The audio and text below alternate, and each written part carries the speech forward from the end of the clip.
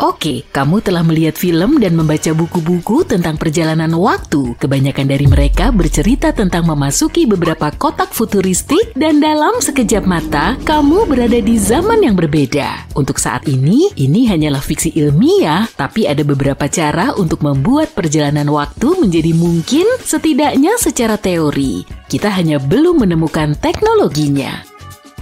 Sebagai permulaan, perjalanan waktu ke masa depan dapat dicapai dengan melakukan perjalanan dengan kecepatan tinggi, tapi bukan hanya mendapatkan tiket di jalan tol super cepat. Hal ini didasarkan pada teori relativitas khusus Einstein. Teori ini menjelaskan bahwa waktu melambat untuk benda-benda yang bergerak dengan kecepatan yang sangat tinggi. Dan kabar baiknya, para ilmuwan telah menguji teori ini dan terlihat menjanjikan. Mereka melakukannya dengan bantuan 2 jam yang identik, satu ditempatkan di pesawat jet dan satu lagi di tanah. Mereka menemukan bahwa jam di jet berdetak lebih lambat daripada jam di darat karena cepatnya jet itu bergerak. Semakin cepat sebuah objek bergerak, semakin lambat waktu yang dibutuhkannya. Saat ini kecepatan tercepat yang dapat dicapai oleh teknologi manusia terlihat pada jenis partikel khusus yang disebut neutrino. Beberapa di antaranya dapat bergerak hampir sama dengan kecepatan cahaya. Pada kecepatan ini, 1 detik untuk proton setara dengan 11 bulan bagi kita. Kita mungkin bisa melakukan perjalanan waktu ke masa depan dengan menggunakan gravitasi. Ide ini juga didasarkan pada temuan Einstein, yaitu teori relativitas umum. Teori ini menjelaskan bahwa semakin kuat gravitasi, semakin lambat waktu bergerak. Artinya, semakin kamu mendekati pusat bumi, kekuatan gravitasi semakin meningkat. Kalau kamu berpikir seperti itu, waktu sebenarnya berjalan lebih lambat untuk kakimu daripada kepalamu. Apakah itu sebabnya aku selalu terlambat? Alasan yang bagus. Efek ini juga telah diukur dengan bantuan strategi yang sama dengan 2 jam yang identik. Para ilmuwan menempatkannya di rak pada ketinggian yang berbeda dan mengukur laju detaknya. Jam di rak yang lebih rendah berdetak lebih lambat karena mengalami gravitasi yang sedikit lebih kuat.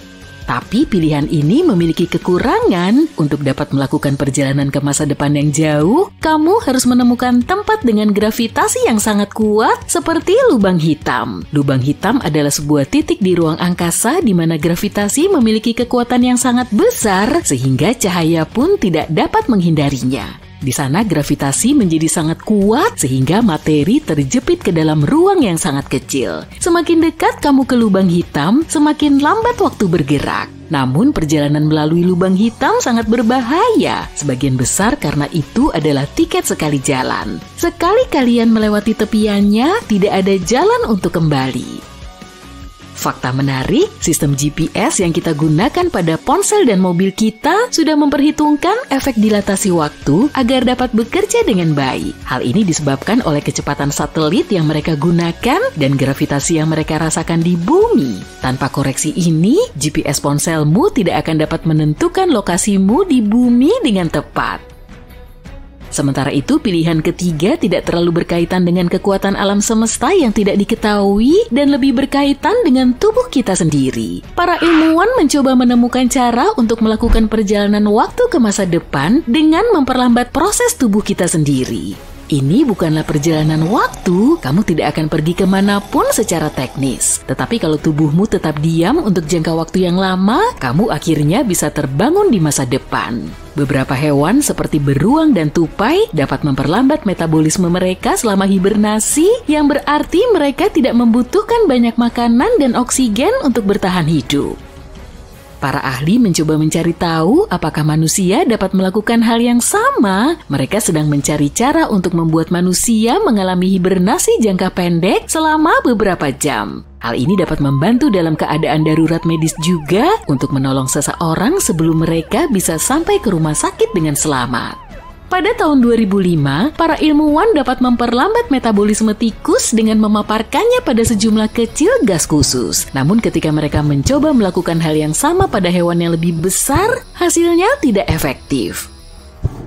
Pilihan keempat untuk menjelajah waktu sangatlah unik. Cara ini melibatkan jenis jalan pintas khusus yang mungkin ada di alam semesta kita yang disebut lubang cacing. Sebelum kita lanjutkan, yuk kita coba pahami apa itu lubang cacing. Coba bayangkan ada 2 bola dan sebuah trampolin. Kalau tidak ada tekanan yang diberikan pada trampolin, trampolin akan tetap datar. Sekarang bayangkan 2 bola diletakkan di atas trampolin secara simetris. Kalau kamu melihatnya dari perspektif ini, tidak ada kemungkinan kedua bola itu akan bersentuhan. Tapi kalau kamu memberikan tekanan yang cukup pada trampolin di antara kedua bola, kain yang fleksibel ini bisa meregang sehingga kedua benda tersebut berpotensi saling bersentuhan. Hal yang sama juga terjadi pada bintang-bintang di sistem kebintangan yang berbeda. Bintang-bintang itu cukup besar untuk melengkungkan ruang angkasa di sekelilingnya. Itulah sebabnya sebagian besar planet cenderung mengitari bintang. Terowongan di antara kedua titik tersebut adalah lubang cacing. Lubang cacing ini bisa digunakan untuk melakukan perjalanan jarak jauh, misalnya 1 miliar tahun cahaya, atau bahkan mengunjungi waktu yang berbeda. Banyak ilmuwan seperti Stephen Hawking berpikir bahwa lubang cacing bisa saja muncul dan menghilang, tapi ukurannya sangat kecil, lebih kecil dari atom. Masalahnya kita tidak tahu bagaimana cara menangkapnya dan membuatnya menjadi lebih besar sehingga manusia bisa menggunakannya. Ini akan membutuhkan banyak energi dan kita tidak tahu apakah hal itu mungkin dilakukan. Beberapa astronom mengatakan kalaupun kita bisa menemukan lubang cacing dan memasukinya, lubang cacing akan runtuh dengan sendirinya. Sedikit saja ada tambahan massa, seperti massa tubuh kita misalnya, lubang cacing akan menutup dengan sendirinya seperti karet gelang yang diregangkan terlalu banyak. Solusi kelima untuk menjelajah waktu diusulkan oleh fisikawan Amerika bernama Ron Mallett. Solusi ini melibatkan satu sumber daya yang kita tahu pasti berlimpah di alam semesta, cahaya. Ilmuwan ini mengajukan sebuah teori tentang perjalanan waktu yang menggunakan silinder cahaya yang berputar. Dia percaya bahwa jika sesuatu dijatuhkan ke dalam silinder yang berputar ini, maka sesuatu itu bisa bergerak dalam ruang dan waktu, mirip seperti gelembung yang bergerak ketika kamu mengaduk-ngaduknya dengan sendok di dalam kopi. Menurut Mallett, bentuk silinder yang tepat dapat memungkinkan untuk melakukan perjalanan ke masa lalu dan masa depan. Fisikawan ini telah berusaha mengumpulkan dana untuk sebuah eksperimen untuk menguji teorinya. Eksperimen ini melibatkan aktivitas menjatuhkan partikel kecil yang disebut neutron melalui susunan melingkar laser yang berputar. Namun ilmuwan lain mengatakan bahwa teori Mallett tidak mungkin dan tidak perlu diuji lebih lanjut. Bahkan jika kita pada akhirnya menemukan cara untuk melakukan. Pada tahun 2017, sebuah objek asing terlihat di tata surya kita. Objek itu berbentuk tabung panjang mirip dengan panekuk. Asteroid atau komet yang pernah kita lihat tidak ada yang tampak seperti itu. Eksteriornya juga aneh, setidaknya 10 kali lebih reflektif daripada benda-benda lain di antariksa, dan beberapa mengatakan benda ini memiliki permukaan mirip dengan logam yang dipoles. Ketika melewati matahari dan meninggalkan jangkauan kita, benda itu berakselerasi lebih cepat dari yang bisa dijelaskan oleh gravitasi kita. Sekilas benda ini seperti memiliki roket di punggungnya. Tamu tidak biasa ini bahkan memiliki nama khusus, yaitu Oumuamua. Nama ini berasal dari bahasa Hawaii yang berarti pengintai atau pengunjung dari negeri yang jauh. Dan karena karakteristiknya, para ilmuwan mulai bertanya-tanya apakah ini adalah kunjungan dari makhluk planet lain. Sebelum benar-benar percaya dengan dugaan fiksi ilmiah itu, para astronom mengumpulkan informasi yang bisa dipercaya. Dimulai dengan fakta bahwa Oumuamua pasti berasal dari tata surya lain, pasti ada kejadian buruk di sistem asalnya yang menyebabkan ia terlontar. Tapi mereka tidak tahu apakah benda itu komet atau asteroid. Keduanya merupakan benda langit yang mengorbit matahari, tapi memiliki komposisi dan perilaku yang berbeda. Komet sebagian besar tersusun dari es, debu, dan material berbatu yang sering disebut sebagai bola salju kotor.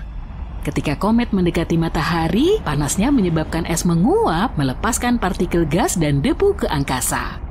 Hal ini menciptakan ekor bercahaya terang yang bisa memanjang hingga jutaan mil. Komet umumnya memiliki orbit elips yang seringkali membawa mereka dari bagian terjauh tata surya menuju ke matahari.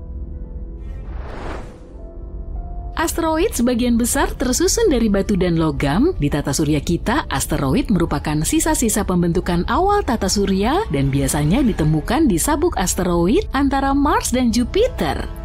Tidak seperti komet, asteroid tidak memiliki ekor saat mendekati matahari karena tidak memiliki es. Orbit asteroid umumnya mengikuti jalur yang lebih bundar dibandingkan dengan komet. Menurut perhitungan, Oumuamua seharusnya adalah komet karena tampaknya berasal dari lokasi yang berbeda di alam semesta. Namun Oumuamua tidak menunjukkan tanda-tanda khas aktivitas komet. Oumuamua tidak memiliki ekor dan tidak memuntahkan gas saat melintas. Tidak sepertiku. Meskipun berperilaku seperti komet, Oumuamua lebih mirip asteroid. Pertanyaan besar lainnya adalah bagaimana awal mula para ilmuwan bisa menemukan Oumuamua? Mengingat luasnya ruang dan waktu di galaksi, hal ini sungguh luar biasa. Bintang-bintang memiliki masa hidup jutaan atau miliaran tahun, dan pembentukan tata surya membutuhkan waktu ratusan juta tahun. Bahkan objek tercepat pun membutuhkan waktu puluhan ribu tahun untuk bergerak dari satu bintang ke bintang lainnya. Sebaliknya, manusia baru mengamati langit dengan teleskop selama sekitar 400 tahun, hanya sepenggal kecil dari waktu kosmik.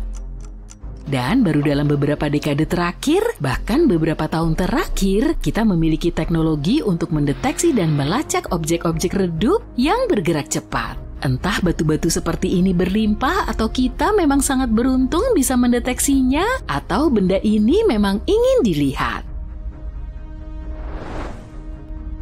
Pertanyaan lainnya adalah dari mana objek seperti itu mungkin berasal? Sangat tidak mungkin Oumuamua berasal dari sistem tata surya yang sudah matang dan stabil karena sistem seperti itu tidak melontarkan banyak materi untuk mengisi galaksi. Sesekali sebuah batu bisa saja terlontar, tapi jarang sekali batu tersebut bisa meluncur jauh, sedangkan sistem yang masih muda berperilaku berbeda. Di lingkungan yang masih kacau, tabrakan, penggabungan, dan migrasi terjadi di mana-mana. Banyak sekali batuan kecil di sana, calon-calon yang sempurna untuk dilontarkan. Tata surya yang melontarkan Oumuamua pasti memiliki planet yang mirip dengan Jupiter. Ukuran dan gravitasinya yang masif bisa mempengaruhi objek-objek lain dalam sistem sehingga berpotensi untuk terlontar. Tapi tidak semua sistem keplanetan memiliki planet seukuran Jupiter. Seringkali planet-planet masif berada dekat dengan bintang induknya dan menjadi versi Jupiter yang lebih panas. Planet-planet seperti ini yang mengitari matahari dengan nyaman, kecil kemungkinannya untuk melontarkan serpihan.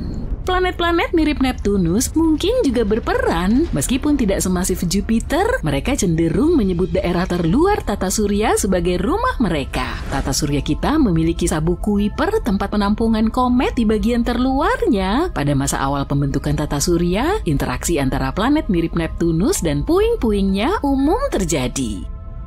Akan tetapi menemukan planet serupa Neptunus di tata surya lain merupakan tantangan tersendiri. Metode yang digunakan untuk mendeteksi eksoplanet bekerja lebih baik pada objek masif yang dekat dengan bintang induknya, sehingga sulit untuk menemukan planet serupa Neptunus di tempat yang lebih jauh.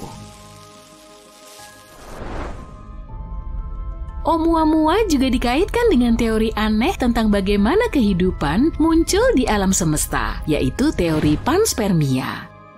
Ini adalah hipotesis yang menyatakan bahwa kehidupan ada di seluruh alam semesta dan dapat didistribusikan di antara planet-planet dengan berbagai cara, seperti asteroid, komet, atau bahkan pesawat antariksa. Hipotesis ini menyatakan bahwa kehidupan pasti berasal dari satu lokasi di alam semesta dan kemudian menyebar ke benda-benda langit lainnya. Para pendukung teori panspermia berpendapat kalau objek antar bintang seperti itu berpotensi membawa mikroba kecil yang merupakan bahan penyusun kehidupan di antara sistem-sistem bintang. Jika benda-benda seperti itu menabrak planet atau bulan, mereka bisa memindahkan materi-materi tersebut dan menyemai kehidupan di benda langit itu. Untuk saat ini belum ada bukti yang mendukung gagasan bahwa komet ini secara khusus membawa kehidupan antar sistem bintang. Setelah penelitian bertahun-tahun, konsensus umum yang didapat adalah bahwa Oumuamua memang sebuah komet. Alasan komet ini bergerak secara aneh adalah karena mungkin ada hidrogen beku di permukaannya yang bereaksi ketika terkena sinar matahari. Semakin dekat ke matahari, semakin cepat dia bergerak melepaskan hidrogen itu dan mengubah jalurnya di tata surya. Warnanya juga mendukung teori ini. Warnanya merah yang mungkin berarti dia telah terpapar sinar kosmik untuk waktu yang lama. Semakin lama terpapar oleh sinar-sinar itu, maka semakin banyak hidrogen yang dikumpulkannya. Tapi karena belum sepenuhnya yakin, para astronom punya rencana untuk mengikuti si pengunjung ini. Salah satu idenya adalah mengirim misi untuk memeriksanya. Komet ini sudah jauh dari kita, tapi mungkin belum terlambat. Kita mungkin bisa mengirimkan wahana yang cukup cepat untuk mengejar komet tersebut. Rencana ini dinamai Proyek Lyra dan bertujuan untuk menggunakan orbit Bumi dan Jupiter untuk melontarkan wahana cukup jauh untuk mencapai Oumuamua. Jika berhasil, ini akan menjadi wahana antariksa tercepat yang pernah dikirim ke luar angkasa. Salah satu potensi lintasan wahana antariksa ini adalah memanfaatkan tarikan gravitasi planet kita dan Jupiter sebagai efek lasso. Tapi bukan Ted Lasso ya. Wahana ini akan meninggalkan planet kita dan masuk kembali ke orbit Bumi sebelum akhirnya dilontarkan untuk mendekati tarikan Jupiter. Wahana ini akan dikirim kembali ke dekat planet kita untuk kedua kalinya dan dilontarkan dengan kekuatan yang cukup untuk mencapai komet. Proyek Lyra juga ditujukan untuk mengikuti tamu jauh kedua bernama Borisov. Yang satu ini ditemukan oleh seorang astronom amatir dan kini namanya disematkan padanya. Yang menarik tentangnya adalah tampilannya yang bersih. Mirip dengan Oumuamua, kita juga belum pernah melihat yang seperti Borisov. Penelitian terhadap cahaya yang berasal dari awan debu dan gasnya menunjukkan kalau ia sangat bersih dibanding objek-objek antariksa lainnya. Setelah pertama kali ditemukan pada bulan Agustus 2019, para astronom mempelajari lintasannya di tata surya dan menyimpulkan bahwa Borisov juga berasal dari bintang lain. Tapi Borisov memberi kita lebih banyak waktu untuk mempelajarinya karena ditemukan lebih awal dalam perjalanannya melintasi wilayah kita. Para peneliti menggunakan teleskop canggih untuk melihat debu dari Borisov. Mereka menemukan Borisov melontarkan lebih dari 180 kg debu setiap detiknya. Mereka juga menemukan bahwa Borisov memiliki lebih banyak karbon monoksida daripada komet-komet di tata surya. Tapi jumlahnya tidak sama di seluruh bagian komet. Hal ini menunjukkan objek antariksa itu mungkin mulai terbentuk di dekat bintang induknya sebelum kemudian menjauh. Mungkin karena ada planet yang lebih besar di sistemnya. Cahaya dari Borisov jauh lebih terpolarisasi daripada cahaya dari komet-komet lain yang pernah kita lihat dan awannya sangat halus. Hal ini menunjukkan kalau Borisov tidak pernah berinteraksi dengan bintang lain.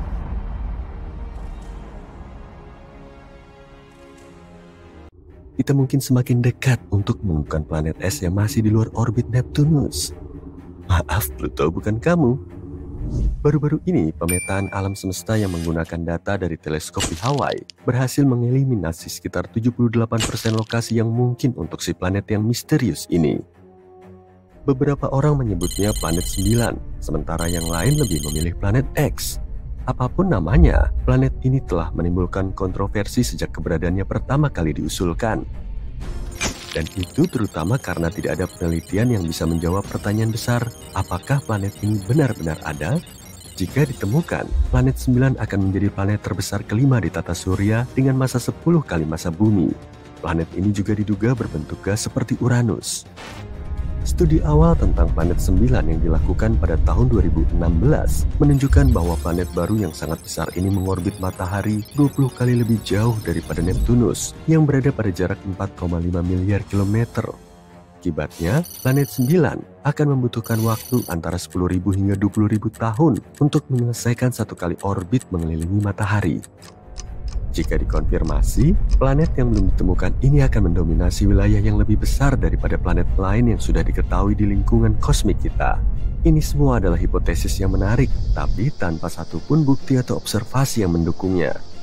Sebelum menganggapnya sebagai tebakan liar, penting untuk dicatat bahwa para peneliti ini mengandalkan pemodelan matematika yang rumit dan simulasi komputer untuk berspekulasi tentang karakteristik planet ini, karena itulah yang mereka lakukan. Kehadiran hipotetis planet ini akan menjelaskan berbagai fitur misterius yang berada di luar Neptunus. Secara khusus, kita berbicara tentang sabuk Kuiper, sebuah area berbentuk donat yang sangat besar dan penuh dengan puing-puing es yang tersisa dari pembentukan tata surya, termasuk komet dan planet kerdil seperti Pluto. Yang terjadi adalah keenam objek terjauh di sabuk Kuiper punya orbit elips yang semuanya berorientasi pada arah yang sama di dalam ruang angkasa dan miring sekitar 30 derajat ke bawah relatif terhadap bidang orbit ke-8 planet yang telah diketahui.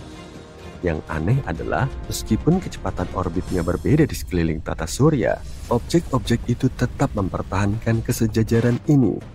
Kemungkinan kesejajaran seperti itu terjadi secara acak sangatlah kecil, sekitar 0,007%.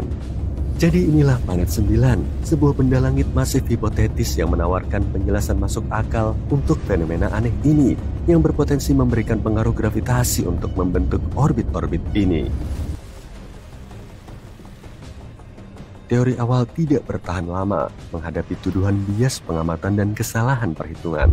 Kemudian pada tahun 2017, sebuah penelitian lain muncul, memicu kembali gagasan bahwa mungkin planet 9 ada di luar sana.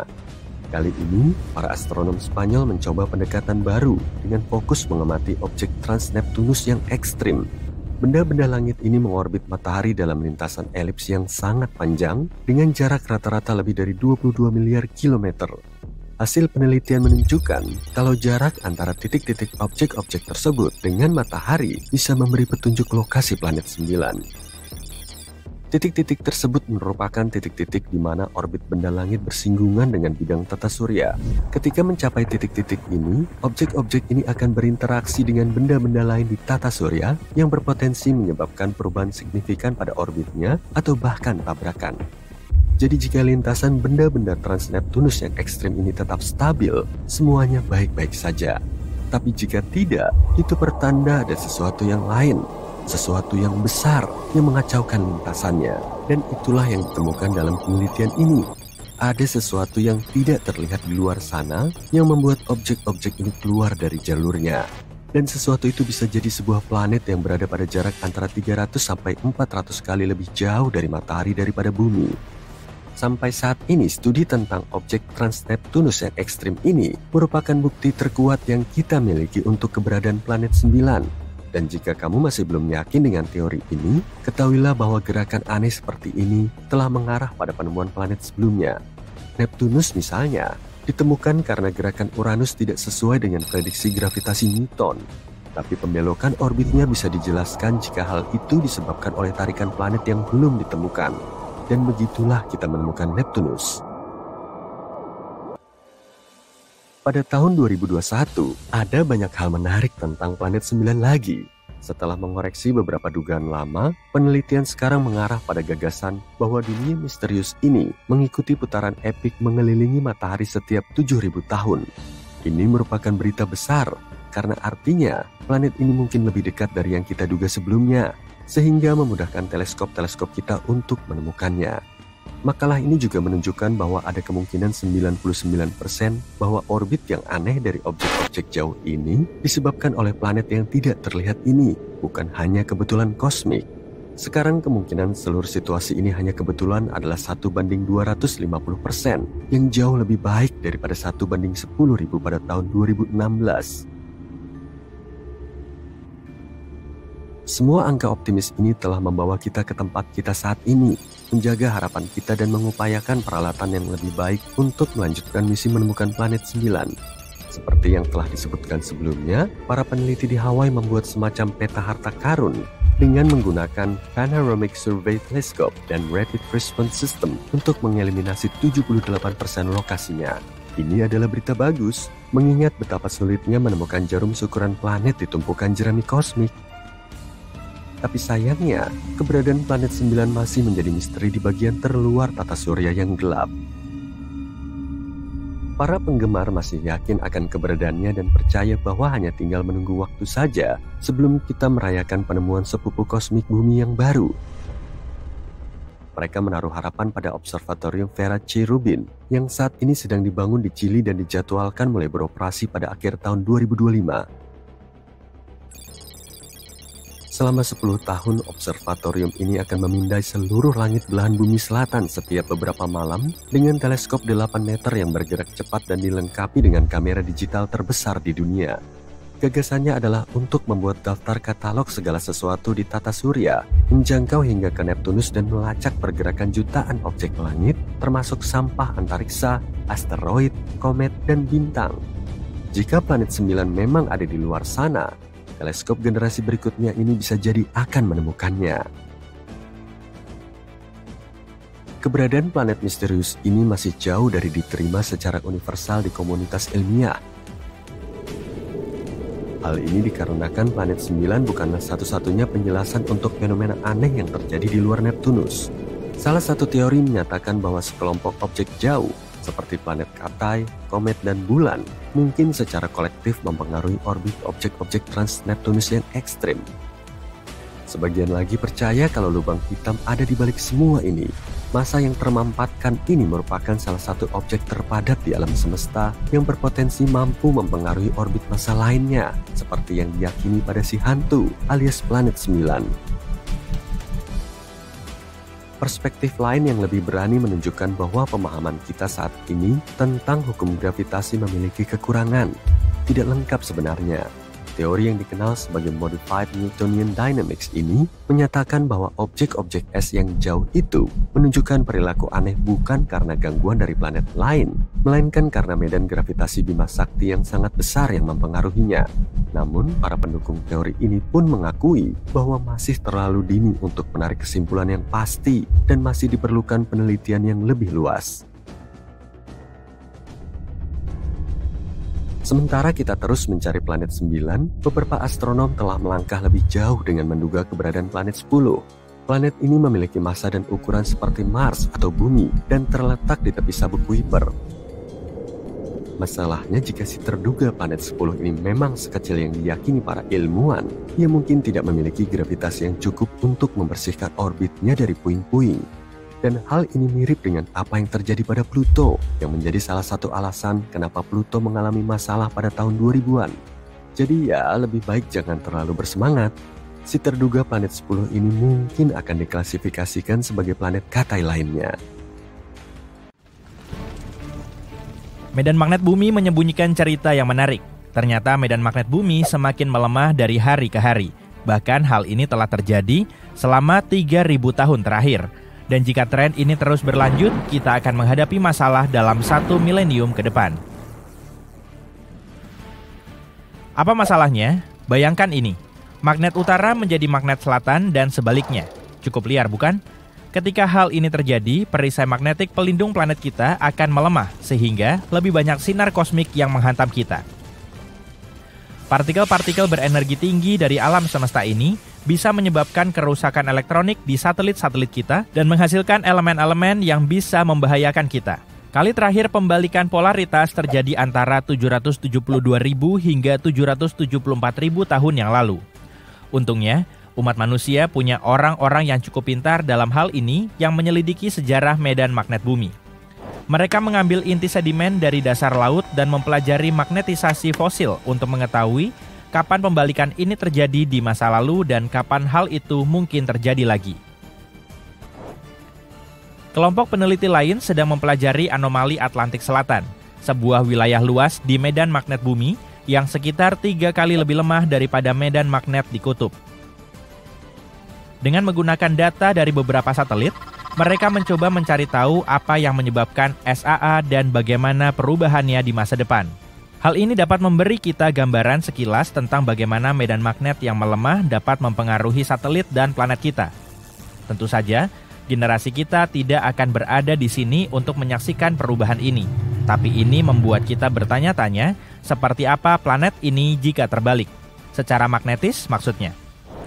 Para astronom NASA juga telah mengumumkan bahwa dalam 4 miliar tahun lagi, galaksi Bima Sakti akan mengalami perubahan besar. Setelah terjadi tabrakan kosmik yang akan mengguncang segalanya. Maksudku bukan tabrakan kecil, melainkan tabrakan dahsyat dengan galaksi tetangga kita, galaksi Andromeda. Manusia harus bersiap-siap untuk peristiwa ini karena matahari mungkin akan terlempar ke wilayah galaksi yang baru. Namun, bumi dan tata surya kita mungkin tidak akan terpengaruh secara serius. Kedengarannya sulit dipercaya. Jadi, bagaimana bisa? Teleskop Hubble milik NASA melakukan pengukuran yang sangat teliti terhadap gerak Andromeda. Meskipun kedua galaksi akan saling bertabrakan, bintang-bintang di dalam masing-masing galaksi terpisah sangat jauh, sehingga tidak akan bertabrakan dengan bintang-bintang lain saat bertabrakan. Akan tetapi, bintang-bintang itu akan terlempar ke orbit yang berbeda di sekeliling pusat galaksi yang baru. Menurut simulasi, tata surya kita mungkin akan terlempar lebih jauh dari inti galaksi dibanding saat ini. Singkirkan teleskop kalian tidak perlu menghitung mundur waktu. Peristiwa ini kemungkinan terjadi dalam waktu sekitar 4 miliar tahun lagi. Jadi peluang kita untuk menyaksikannya sangat kecil. Saturnus mulai kehilangan cincinnya. Untungnya, kita tidak akan berada di sini untuk menyaksikan peristiwa menyedihkan ini. Tampaknya, cincin-cincin itu ditarik ke dalam Saturnus sebagai hujan partikel es. Semuanya di bawah pengaruh medan magnet Saturnus. Menurut penelitian NASA, hujan cincin ini menguras sejumlah air yang bisa mengisi kolam renang seukuran Olimpiade dari cincin Saturnus setiap setengah jam. Seluruh sistem cincin Saturnus kemungkinan akan hilang dalam 300 juta tahun. Para ilmuwan percaya bahwa kita harus menganggap diri kita beruntung bisa menyaksikan sistem cincin Saturnus, karena sistem cincin ini tampaknya berada di tengah-tengah masa hidupnya.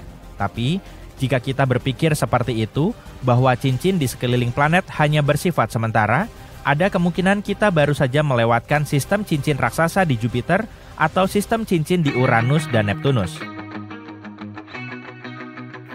Planet-planet ini memiliki cincin tipis di sekelilingnya sekarang. Para ilmuwan telah lama memperdebatkan apakah Saturnus terbentuk bersamaan dengan cincinnya atau apakah planet ini mendapatkannya di kemudian hari.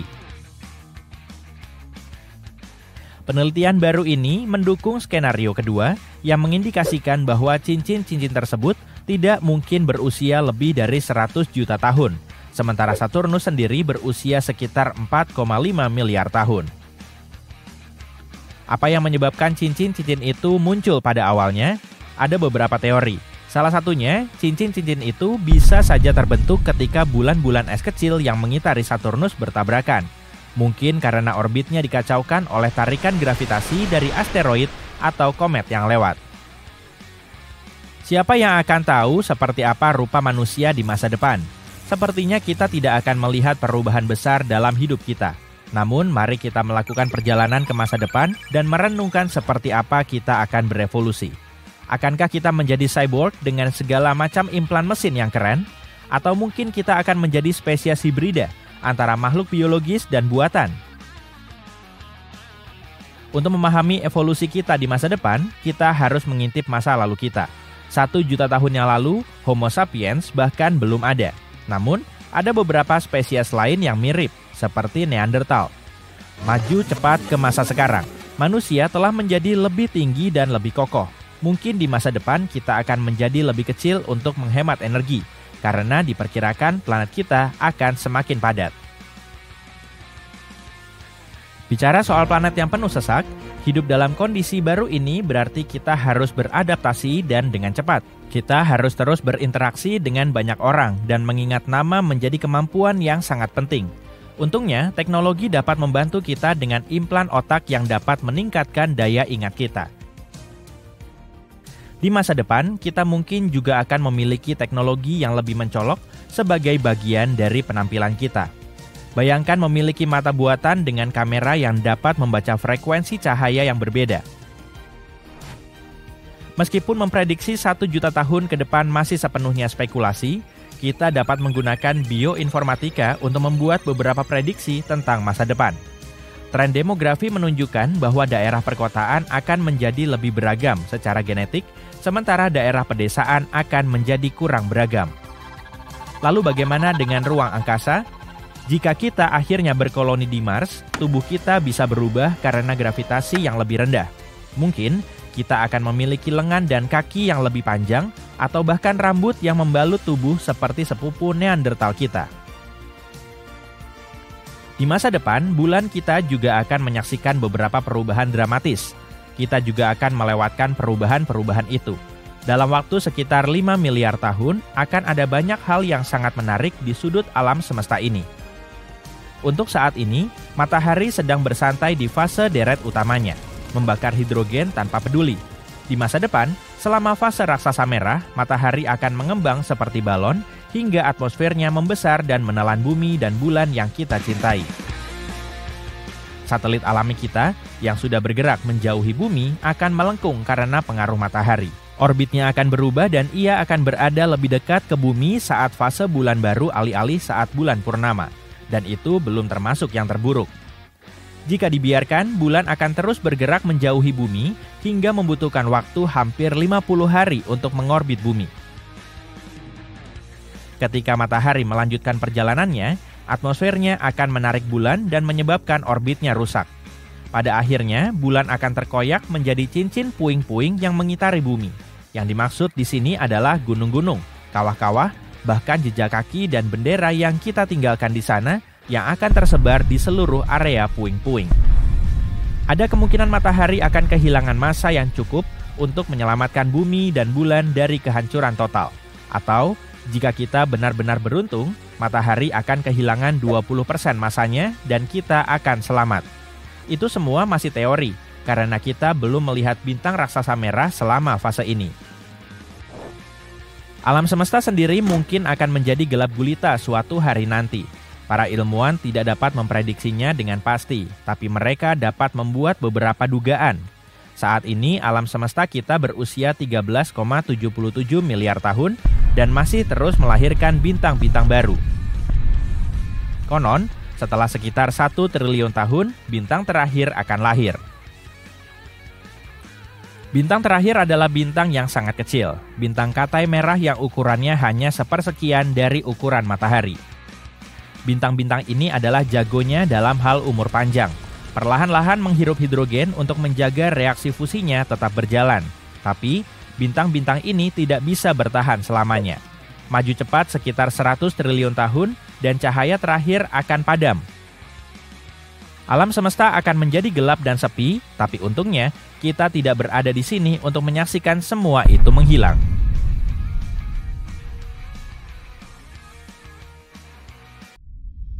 Jika asteroid seperti Apophis menghantam bumi, kita akan musnah. Gempa bumi besar akan mengguncang dan tsunami akan membanjiri segalanya. Apophis adalah benda langit berusia miliaran tahun yang sudah ada di tata surya sejak awal pembentukannya. Kalian pasti berpikir seberapa besar kemungkinan batu antariksa raksasa ini akan bertabrakan dengan planet kita pada tahun 2029. Yuk kita cari tahu. Apophis adalah asteroid besar yang ditemukan pada tahun 2004 oleh Observatorium Nasional Kitt Peak di Arizona. Sejak saat itu, asteroid ini dengan bangga menyandang predikat sebagai salah satu asteroid paling berbahaya yang pernah ditemukan. Lebarnya sekitar 335 meter, ukurannya sedikit lebih besar dari gedung Empire State dan Menara Eiffel. Saking menakutkannya, asteroid ini diberi nama Apophis seperti makhluk abadi dalam mitologi Mesir yang dianggap membawa kegelapan dan kehancuran abadi di bumi. Pada tahun 2021, para peneliti memiliki kesempatan sekali seumur hidup untuk mempelajari batu melayang ini ketika melintas di dekat planet kita. Nanti kita akan membahasnya lagi ya. Nah, beberapa ilmuwan mengatakan ada kemungkinan 2,7% Apophis akan menabrak bumi pada Jumat 13 April 2029. Efek Yarkovsky menjadi penyebabnya karena bisa sedikit mendorong batu antariksa ini ke arah bumi. Efek ini berasal dari pancaran foton termal yang tidak merata oleh benda langit yang berputar yang menyebabkan adanya gaya yang diberikan padanya di luar angkasa. Foton yang dipancarkan ini memiliki momentum dan memainkan peran penting dalam membentuk dinamika benda tersebut. Asteroid memiliki dua sisi, gelap dan terang, seperti halnya bulan. Sisi terang menghadap matahari dan lebih hangat daripada sisi gelap, tapi benda ini juga berputar sehingga sisi-sisinya terus berubah arah dan suhu. Perubahan ini bisa merugikan karena sedikit mendorong Apophis ke arah bumi. Sayangnya tidak ada yang tahu bagaimana efek Yarkovsky akan memengaruhi lintasan asteroid ini. Di sisi lain, saat asteroid ini terakhir melintasi bumi pada tahun 2021, para astronom menggunakan radar untuk mengukur lintasannya secara akurat dan dengan yakin menyimpulkan Apophis akan melintasi bumi dengan aman pada tahun 2029 dengan jarak sekitar 32.000 km dan tidak akan mengganggu kita lagi setidaknya selama 100 tahun. Umumnya setiap 80.000 tahun, planet kita dihantam bintang jatuh yang memiliki dimensi serupa dengan Apophis. Terakhir kali kita dihantam meteor yang ukurannya sedikit lebih kecil adalah pada tahun 2013. Sebuah wahana antariksa baru yang dikembangkan oleh NASA bernama OSIRIS-REx diluncurkan pada tahun 2016 untuk mengumpulkan sampel dari benda langit lain yang tidak terlalu menakutkan, yaitu Bennu. 4 tahun kemudian, pesawat ini akhirnya tiba di sana, mengambil beberapa sampel, mengucapkan selamat tinggal pada Bennu, dan mulai melakukan perjalanan kembali ke bumi. Sampel-sampel tersebut disimpan dengan aman di dalam kapsul yang dijatuhkan di Utah. Sejauh ini, sampel ini merupakan yang paling signifikan yang pernah diambil dari sebuah asteroid. Setelah pengiriman, wahana antariksa ini tidak membuang waktu dan mulai mengejar Apophis. Kini OSIRIS-REx telah berganti nama menjadi OSIRIS-APEX dan saat ini sedang mengejar Apophis. Jika beruntung, pada tanggal 2 April 2029, saat asteroid tersebut melintas di dekat bumi, wahana antariksa ini akan mencapai Apophis dan mendarat di sana. Wahana ini akan berada di Apophis selama 18 bulan, mengumpulkan informasi berharga, serta memotret ribuan foto. Asteroid ini akan dipantau dengan bantuan teleskop canggih. Pada suatu titik, Apophis akan berada terlalu dekat dengan matahari dan kemudian seluruh tugas pemantauan akan dilakukan oleh OSIRIS-APEX. Jika kamu tinggal di Eropa, Asia Barat, atau Afrika, kamu adalah salah satu orang yang beruntung karena akan mendapat kesempatan sekali seumur hidup untuk melihat Apophis dengan mata telanjang. Apophis akan terlihat di langit di wilayah-wilayah tersebut pada tahun 2029 dan mereka yang memiliki teleskop akan dapat melihatnya sekali lagi pada tahun 2036. OSIRIS-APEX pasti akan menghadapi kendala karena asteroid ini memiliki kerak yang tebal dan wahana ini tidak akan bisa mengumpulkan data semudah saat mengamati Bennu.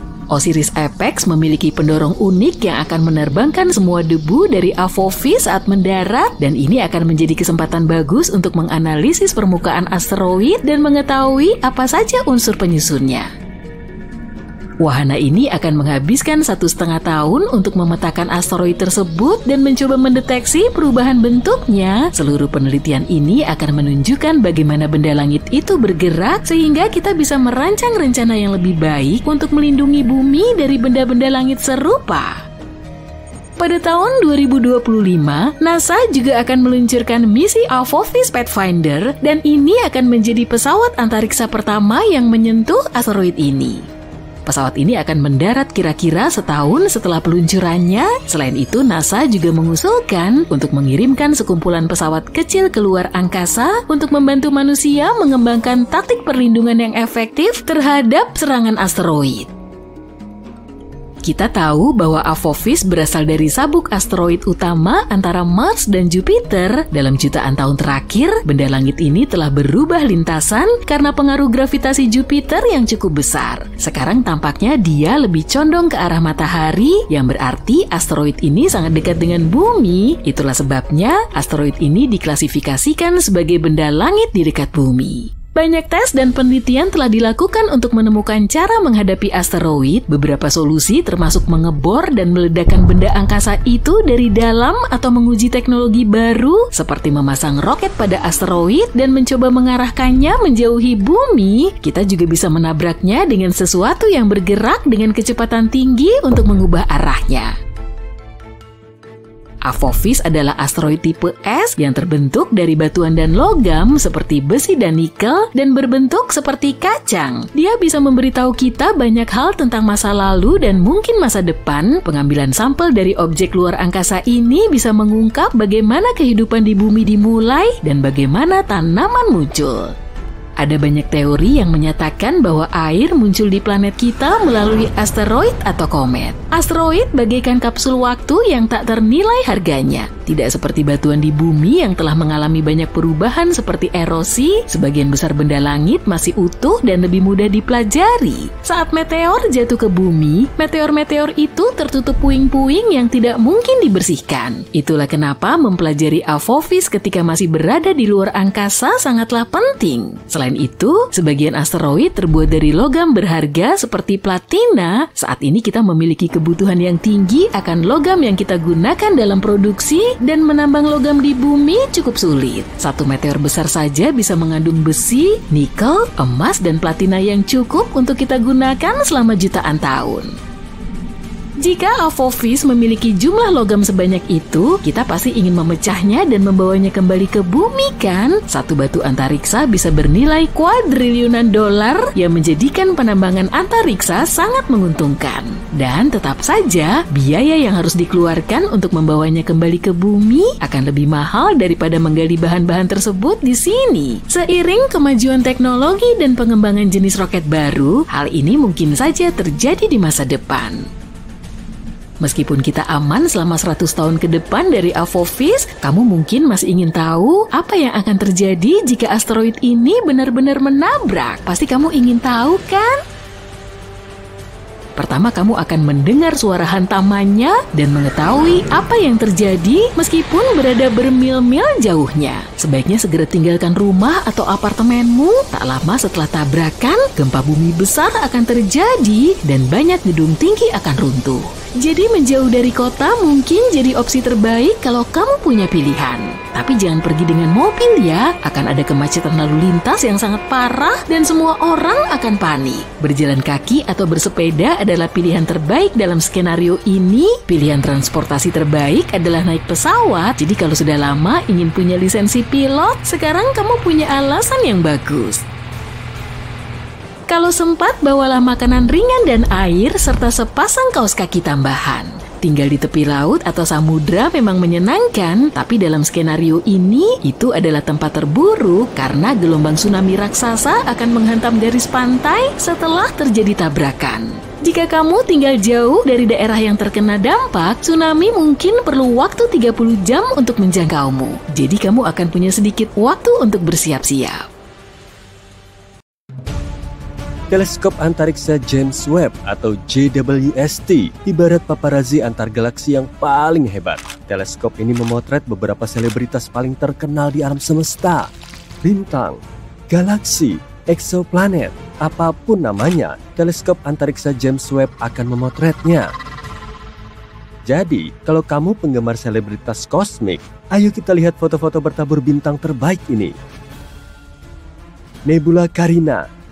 Foto nebula yang diberi nama Carina ini dipublikasikan pada tanggal 12 Juli. JWST memotret pemandangan indah nebula yang terletak sekitar 7.500 tahun cahaya dari bumi.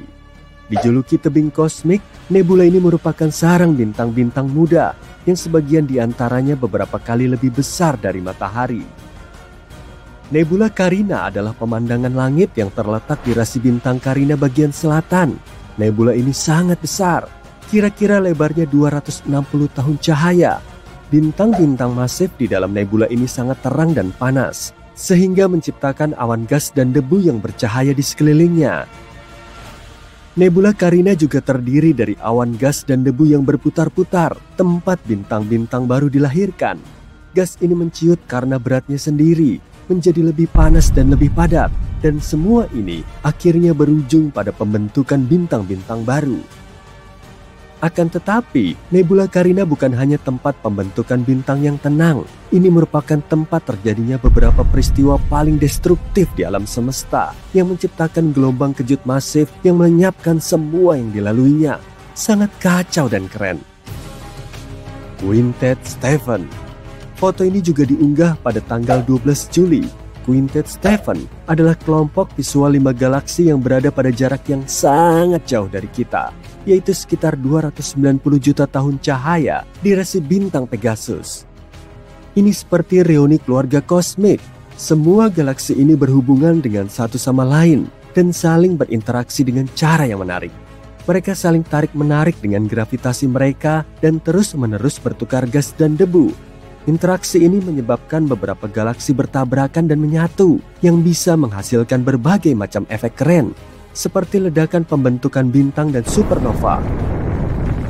Berkat JWST, kita bisa melihat gelombang kejut, ekor pasang surut, dan detail menakjubkan lainnya dari galaksi-galaksi ini. Interaksi antar galaksi-galaksi tersebut menciptakan pemandangan menakjubkan yang bisa kita lihat di foto ini. Jupiter. Inilah teman lama kita, si raksasa tua.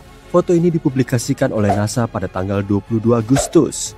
Jupiter adalah planet terbesar di tata surya dan dikenal memiliki banyak bulan serta awan indah yang berputar-putar.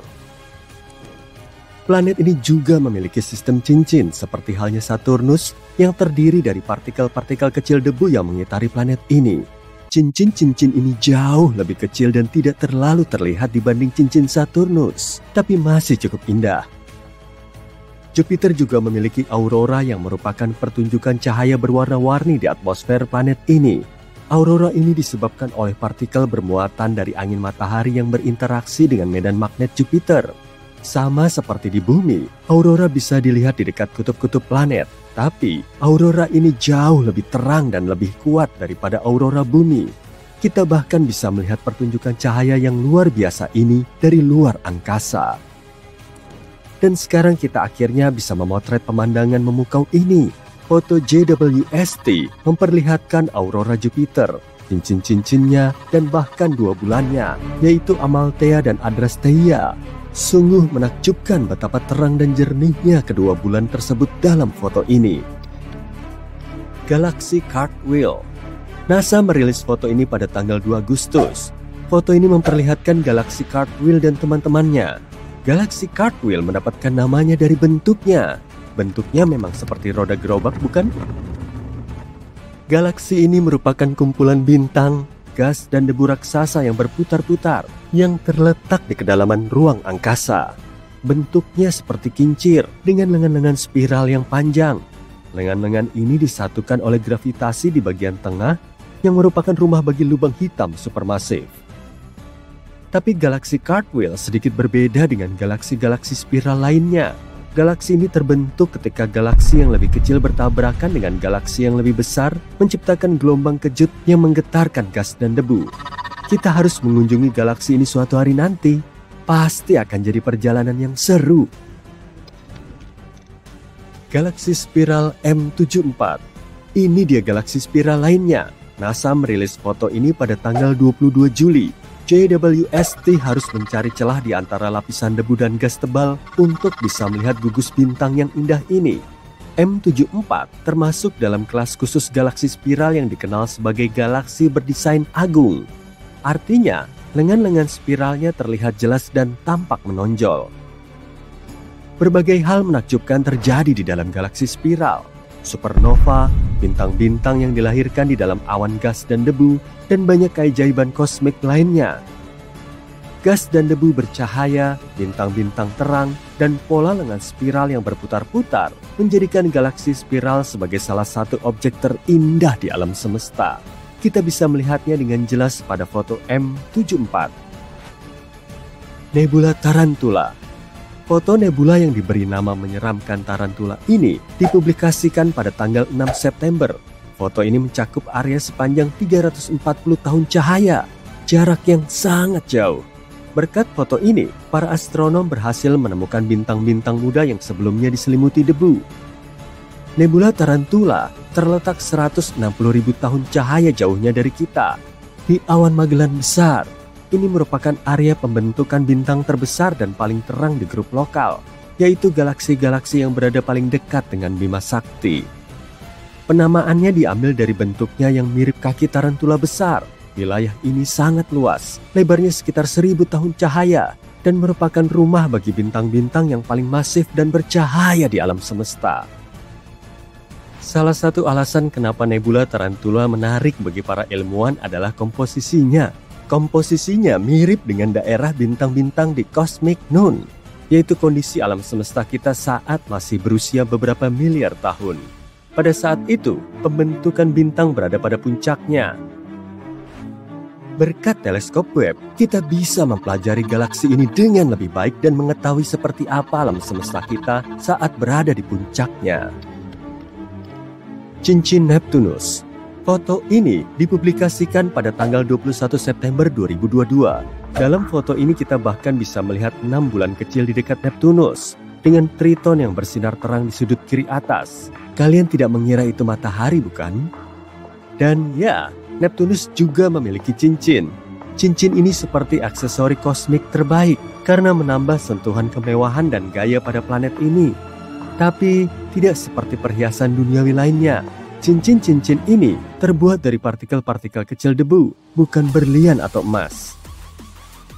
Ada 5 cincin yang diketahui mengelilingi Neptunus, yaitu cincin Gale, Leverrier, Le Sol, Arago, dan Adams. Para ilmuwan menduga cincin-cincin ini masih relatif muda, jauh lebih muda dari tata surya, dan jauh lebih muda dari misalnya cincin Uranus. Cincin-cincin ini mungkin terbentuk saat salah satu bulan terdalam Neptunus berada terlalu dekat dengan planet ini dan terkoyak oleh gravitasi. Kita belum pernah melihat cincin Neptunus seterang ini sejak Voyager 2 melintasinya pada tahun 1989. Jadi, ini kesempatan bagus untuk melihat cincin-cincin ini lebih dekat. Pilar-pilar penciptaan.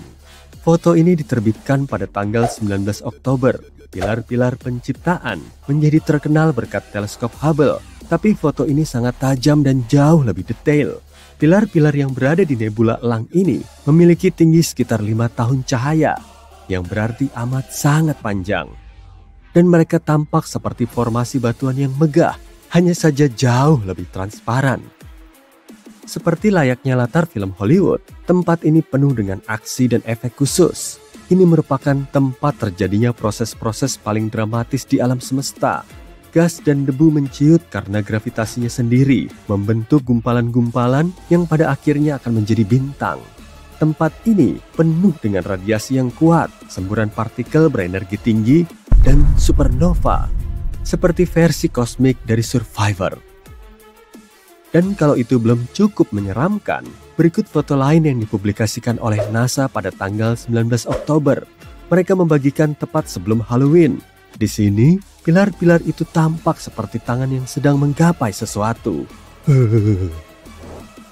Nah, semua foto ini memberi kita pemandangan yang benar-benar menakjubkan. Foto-foto ini mengingatkan kita akan kompleksitas alam semesta yang luar biasa dan hal-hal menakjubkan yang terjadi bahkan di sudut-sudut tergelap dan terpencil dari kosmos. Mari berharap teleskop James Webb akan terus memukau kita di masa depan. Teleskop luar angkasa Hubble ditempatkan di orbit rendah bumi pada tahun 1990. Kalau dipikir-pikir, teleskop ini sudah berpengalaman lebih dari 30 tahun dalam mengamati berbagai objek luar angkasa. Teleskop ini mengambil nama astronom Edwin Hubble dan dibuat oleh NASA.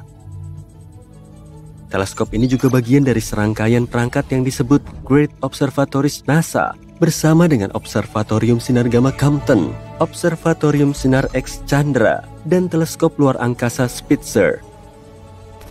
Teleskop luar angkasa Hubble dibuat untuk menjelajahi alam semesta dan menjawab beberapa pertanyaan terbesar, seperti bagaimana galaksi terbentuk dan berevolusi, serta bagaimana alam semesta itu sendiri berubah seiring waktu. Teleskop ini telah membuat banyak penemuan penting, termasuk memberi bukti keberadaan materi gelap dan membantu menghitung laju pemuaian alam semesta. Salah satu foto paling terkenal yang diambil teleskop luar angkasa Hubble adalah pilar penciptaan. Ini adalah foto sebuah wilayah di nebula elang, tempat bintang-bintang baru dilahirkan.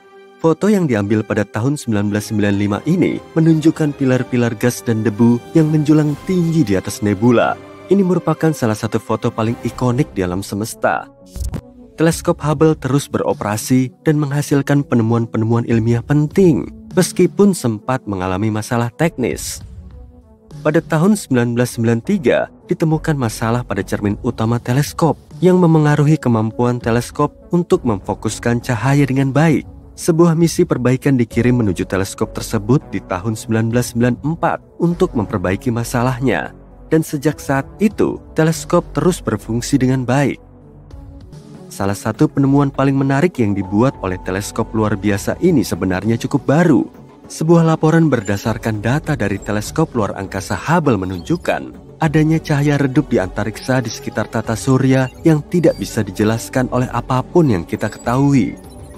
Karena sumbernya belum diketahui, para astronom menyebut cahaya misterius ini sebagai cahaya hantu. Yang jelas, cahaya ini bukan berasal dari bintang-bintang atau galaksi-galaksi di dekat tata surya. Cahaya ini juga tidak berasal dari debu di dalam tata surya. Para peneliti tidak yakin apa sumber cahaya itu, tapi mereka menduga itu mungkin partikel-partikel kecil debu dan es yang ditinggalkan komet. Tapi itu hanya teori yang belum terbukti kebenarannya. Saat mempelajari alam semesta, kita sering menemukan benda-benda terang seperti planet, bintang, dan galaksi. Tapi sesekali, kita juga menemukan cahaya yang datang dari tempat yang tidak terduga. Seperti dari sela-sela planet, cahaya ini mungkin berasal dari jauh di dalam tata surya dan bisa saja merupakan fenomena baru yang belum pernah dipelajari. Dengan kata lain, mungkin ada sesuatu di pusat galaksi kita yang menghasilkan banyak cahaya. Wahana antariksa Voyager 1 juga memotret foto-foto yang memperlihatkan banyak cahaya yang berasal dari tepian tata surya. Kenapa kita baru menyadari hal ini sekarang?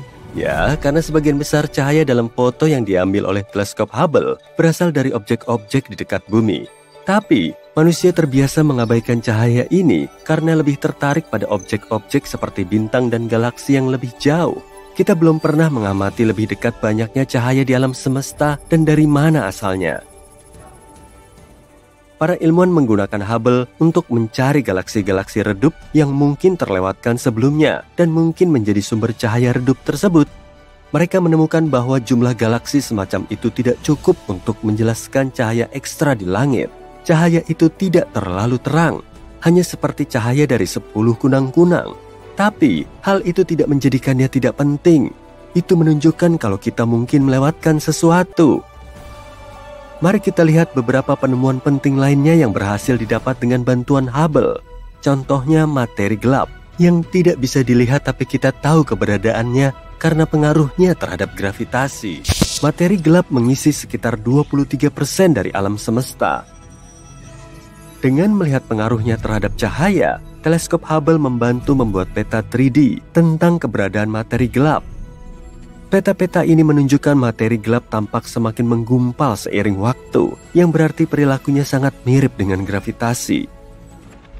Teleskop Hubble juga menemukan 2 bulan baru di sekitar Pluto, yaitu Nix dan Hydra, serta mempelajari perubahan permukaan planet Katai tersebut. Selain itu, teleskop ini juga menemukan massa planet Eris yang lebih besar dari Pluto. Hal ini membantu para ilmuwan menyadari kemungkinan adanya objek serupa di Sabuk Kuiper, sebuah wilayah di luar tata surya. Hal ini menyebabkan Pluto diklasifikasikan ulang sebagai planet Katai. Pengamatan lebih lanjut terhadap objek-objek jauh ini bisa membantu kita memahami evolusi tata surya. Semburan sinar gamma merupakan ledakan paling dahsyat di alam semesta, dan untuk waktu yang lama tidak ada yang tahu dari mana asalnya. Hubble membantu kita mengetahui bahwa semburan ini terjadi di galaksi, menghasilkan banyak bintang, dan hanya memiliki sedikit elemen berat. Hal ini menyeratkan bahwa semburan sinar gamma terjadi ketika bintang-bintang besar runtuh menjadi lubang hitam. Galaksi-galaksi ini memiliki banyak bintang besar yang runtuh dengan cepat, dan bintang-bintang di sana tidak memiliki banyak materi berat sehingga bisa berubah menjadi lubang hitam. Pada tahun 1994, komet Shoemaker-Levy 9 bertabrakan dengan Jupiter. Hubble mengabadikan seluruh peristiwa itu secara detail, seperti seorang jurnalis yang cermat. Tabrakan tersebut menghancurkan komet menjadi potongan-potongan kecil, yang menghasilkan 21 tabrakan lain yang terlihat. Benturan terkuat menghasilkan bola api dan bintik gelap di permukaan Jupiter. Pengamatan Hubble tidak hanya memicu ketertarikan publik pada tumbukan kosmik, tapi juga memberi wawasan baru tentang atmosfer Jupiter. Untuk melanjutkan daftar penemuan yang dibuat oleh teleskop Hubble, kita juga perlu membahas lubang hitam. Lubang hitam adalah titik di antariksa dengan gravitasi yang sangat kuat, sehingga cahaya pun tidak bisa lolos darinya. Gravitasinya menjadi sangat kuat sehingga materi termas ke dalam ruang yang sangat kecil. Kita tahu ini bisa terjadi ketika sebuah bintang seperti matahari mendekati akhir hidupnya. Di awal kehidupannya, hidrogen pada bintang terbakar di dalam intinya yang padat dan panas. Karena gravitasi, bintang berusaha menarik massanya sendiri ke sebuah titik kecil. Selama masih ada energi yang dihasilkan dari fusi hidrogen, ia akan terus mendorong ke arah luar. Jika melihatnya dengan cara ini, kehidupan sebuah bintang bergantung pada keseimbangan yang rumit di antara kedua gaya ini, dan ini bisa berlangsung selama jutaan atau bahkan miliaran tahun. Setelah energi tersebut habis, satu-satunya kekuatan yang tersisa adalah gravitasi. Jadi, beberapa bintang menjadi lubang hitam. Karena cahaya tidak bisa lepas dari tarikannya, kita pun tidak bisa melihat lubang hitam. Bagi mata manusia, lubang hitam tidak terlihat. Kita butuh alat dan teleskop khusus untuk mendeteksi keberadaan lubang hitam di alam semesta. Hubble mendeteksi bahwa sebagian besar galaksi yang memiliki tonjolan bintang di pusatnya kemungkinan besar memiliki lubang hitam supermasif. Hubble juga menemukan keterkaitan erat antara ukuran lubang hitam dengan galaksi induknya yang bisa membantu kita memahami bagaimana alam semesta berubah seiring waktu. Mungkin kamu ingin bertanya, lalu apa itu lubang hitam supermasif? Tanyakan saja. Lubang hitam supermasif adalah lubang hitam sangat besar yang biasanya ditemukan di pusat galaksi. Ukurannya jutaan bahkan miliaran kali lebih besar dari matahari. Lubang hitam ini sangat kuat hingga bisa menelan bintang-bintang dan bahkan seluruh galaksi. Para ilmuwan masih terus mengeksplorasi objek-objek misterius ini, tapi mereka yakin lubang hitam berperan penting dalam pembentukan dan evolusi galaksi. Sebelum adanya Hubble, kita tidak tahu berapa usia alam semesta. Hal ini sering menimbulkan paradoks-paradoks aneh, seperti saat para astronom menemukan bintang-bintang yang usianya lebih tua daripada alam semesta itu sendiri. Tapi, dengan mengetahui perkiraan laju pemuaian alam semesta, Hubble membantu kita mengetahui usia alam semesta, yaitu sekitar 13,75 miliar tahun. Mencari tahu berapa persisnya usia alam semesta merupakan pertanyaan penting. Sebab, sebagian besar astronom berpendapat alam semesta tidak ada begitu saja, melainkan terbentuk dari satu bola api sangat panas dan padat yang disebut dentuman besar. Tapi, saat itu, aku belum lahir.